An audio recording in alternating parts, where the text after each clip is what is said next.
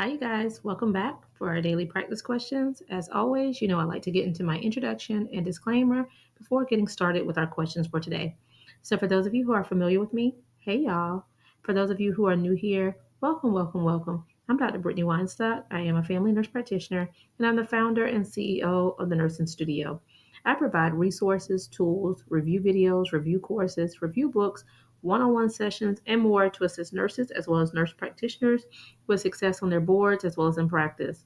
I've been doing this since 2015, assisting nurses and nurse practitioners internationally with exam success. And I know I like to get into my disclaimer and reminders that we know there's no absolute in medicine. We treat on a patient by patient basis, and any of the questions that you see here have been created and designed by myself to get you in the mindset of what is currently being tested on the ANCC and AANP.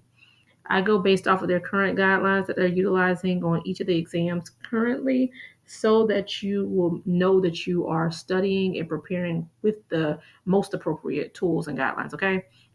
Now, any other videos that I do and I'm teaching on things that we currently do in practice, I will always say that so there's no confusion.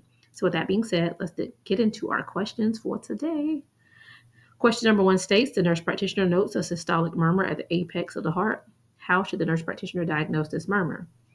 All right. So is it A, mitral regurgitation, B, mitral stenosis, C, aortic stenosis, or D, aortic regurgitation?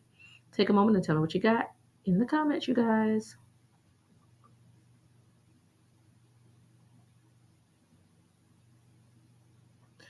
All right. So, I always recommend reading the stem of the question first. So it allows you to slow down to ensure you're answering what is even being asked of you.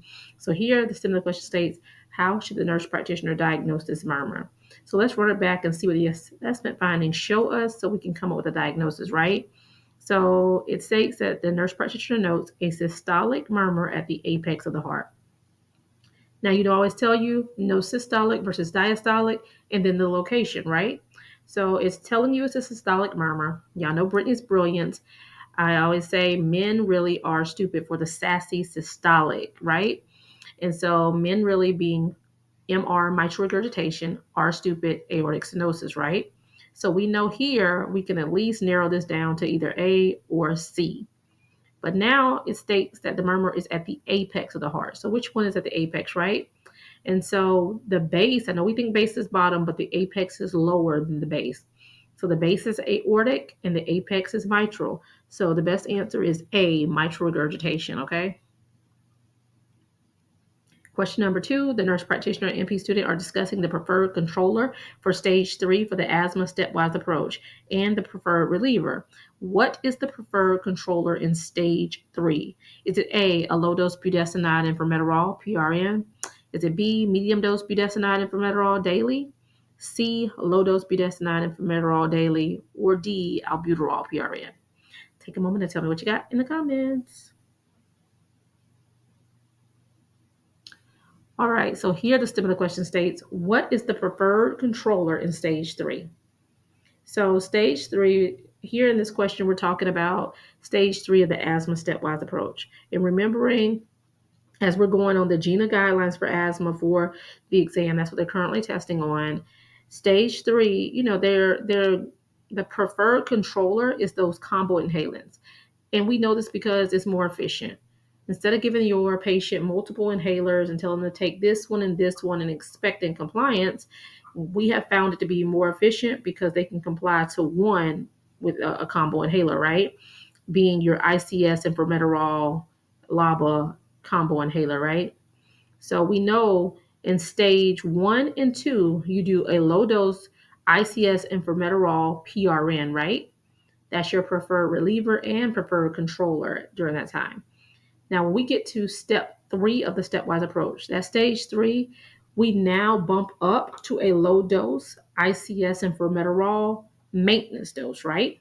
So our preferred controller, what's keeping us controlled on a regular basis, is going to be your C, low dose budesonide and formoterol inhaler daily, okay? Now, if they were asking about the reliever, it would be the low dose budesonide and formoterol PRN. That's always the reliever when we're talking about this approach. Now, if we're still going old school, your SABA, like your albuterol PRN, will be your reliever, okay? But in the case, make sure you know your chart. because you know the GINA asthma guidelines, there's a preferred controller and preferred reliever.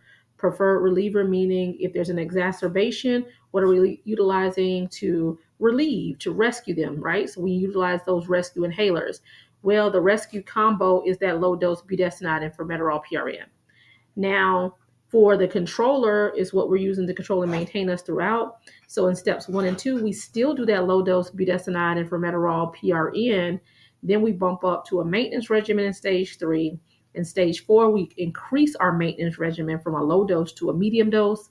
And then in stage 5, we go, you could either add in a llama with your medium dose maintenance regimen, or you can just bump it up to a high dose. And I know I said a lot, but make sure you are understanding your preferred controllers and your preferred relievers. I have found in my sessions that people are most confused on those. So we can get back into the chart a little bit more. I do have videos on that if you need some assistance, and I could talk more on that some too. But I want y'all to start paying attention to those terminologies. So if they're asking you this on a question, you know what they mean.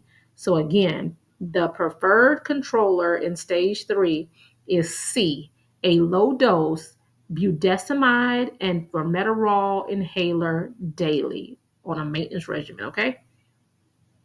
All right, and question number 3. The nurse practitioner is discussing diverticulitis to the NP student. What quadrant does the patient typically have pain associated with diverticulitis? Is it A, right upper quadrant, B, right lower quadrant, C, left upper quadrant, or D, left lower quadrant?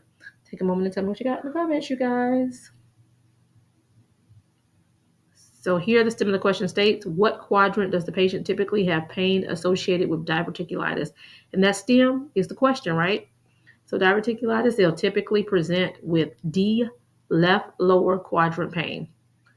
All right, you guys, I hope you found this helpful. As always, be sure to like, comment, subscribe, and share with whomever you may think may find this beneficial as well. But y'all make sure to meet me back here. And if you need any other resources that I offer, feel free to reach out to the nursing studio at 803-400-6864. You can also shoot a text message to this number or shoot us an email to the nursing studio, the number 1 at gmail.com. The resources that I offer, either your ebook or paperback option of my review book, is both linked in the bio of this channel.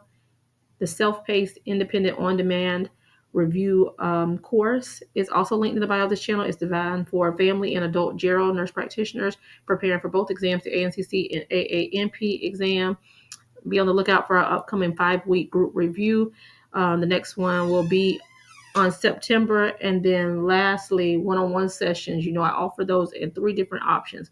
You can either book a session for weaknesses, you can book an exam readiness assessment, or lastly, the most popular, which is your custom package, where you're provided with a pretest. We gauge where you're weak and strong, and then I structure a study plan based on the duration that you're looking to review, work alongside with you during that time, and then we prepare for you to be successful on boards. So if you're looking for any of those resources, feel free to reach out to the nursing studio, but make sure y'all meet me back here. Happy studying. Bye, y'all.